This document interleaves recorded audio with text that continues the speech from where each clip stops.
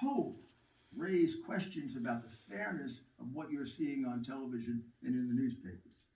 I mean, there's plenty of evidence that Antifa and left-wing groups were leading this in order to damage the reputation of President Trump, in order to do what they could to affect what was going on with the Electoral College, particularly since 4 states had just the night before submitted letters saying that they were convinced that the count in their state was inaccurate, false, and fraudulent, and that they wanted the vice president, president of the Senate, to return those to them so that they could do the proper forensic audit, so that within 10 days they could return an accurate number.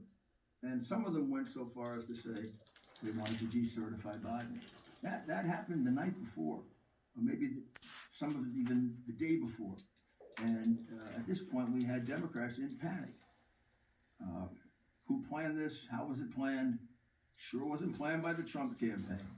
And the major protagonists here sure were not members of the Trump campaign. And we have video evidence that the Trump people did everything they could to prevent this, at least in 2 major incidents.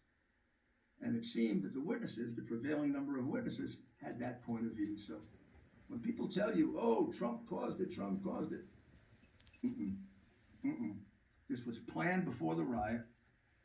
There's plenty of evidence that the Trump people tried to prevent these people from engaging in violence. There's plenty of evidence that there were Antifa people there and other left-wing radicals who were well-trained in doing this because they were doing it all summer with very, very little criticism from Joe Biden and Harris and all of the pontificators now who are lying because they leave these facts out. This is what we exist for.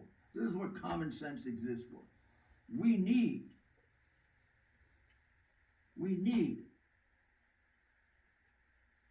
things like common sense. Because if we didn't have common sense and 10 or 12 other podcasts and a couple of networks here and there, we'd become a country in which we had no free press at all. We have